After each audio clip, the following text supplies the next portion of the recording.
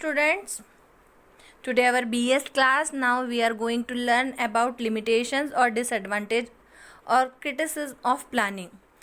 Planning की क्या सीमाएं हैं, क्या दोष हैं और उसके संबंध में क्या आलोचनाएं हैं. The first one is future uncertainty. Planning हम जब भी करते हैं वो फोरकास्ट बेस्ड होता है, फ्यूचर पर आधारित होता है और जो हमारा फ्यूचर है वो अनिश्चित है.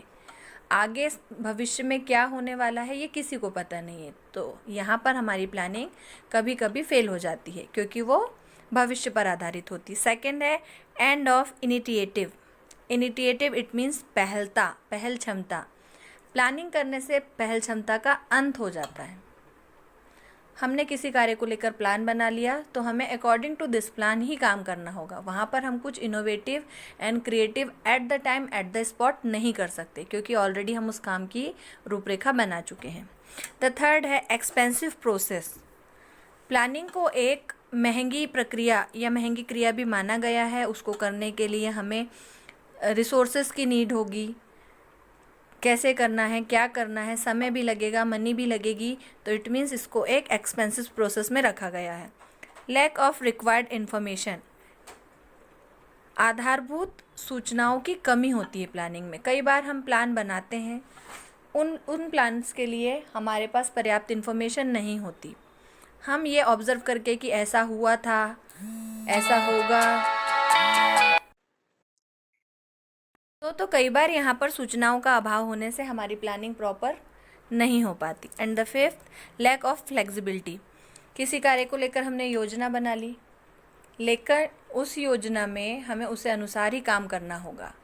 At the spot at the time हम उस प्लानिंग में चेंजेस नहीं कर पाते. इट मीन्स उसमें लोचशीलता की कमी होती है.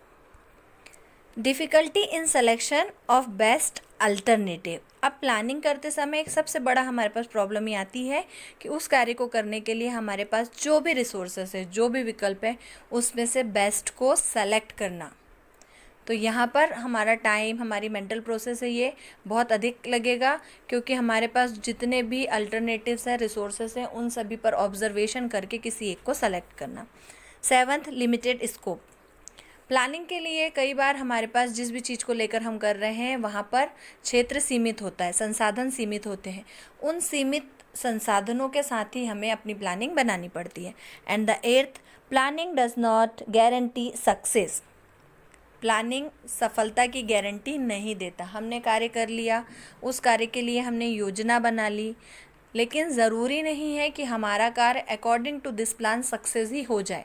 हमने according to future and forecast planning की थी.